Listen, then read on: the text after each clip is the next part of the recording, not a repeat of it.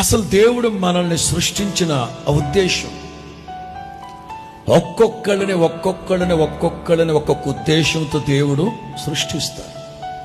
అసలు దేవుడు నిన్ను పుట్టించిన ఉద్దేశం ఏంటి?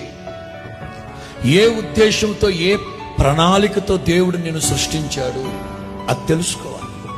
ఇంట్లో వాళ్ళకి నచ్చకపోవచ్చు, అన్నదమ్ముడికి నచ్చకపోవచ్చు, అక్క చెల్లెలకు నచ్చకపోవచ్చు, తోబుట్టువులు ఇష్టపడకపోవచ్చు, సమకాలికులు ఇష్టపడకపోవచ్చు, చదువుకునే చోట ఉద్యోగాలు, వ్యాపారాలు, కూలి నాలి చేసేది పెద్దగా నచ్చకపోవచ్చు.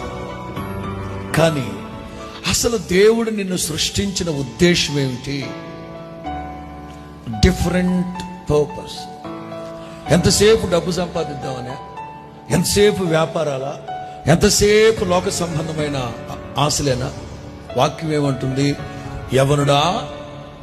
యవనుడా నీ ఆత్మ వర్ధిల్లుచు ఉన్న ప్రకారం గాయు యవనుడా నీ ఆత్మ వర్ధిల్లుచు ఉన్న ప్రకారం అన్ని విషయాల్లో నీవు వర్ధిల్లుతూ సౌఖ్యముగా ఉండవాలనని నీ కొరకు ప్రార్థన చేస్తున్నా.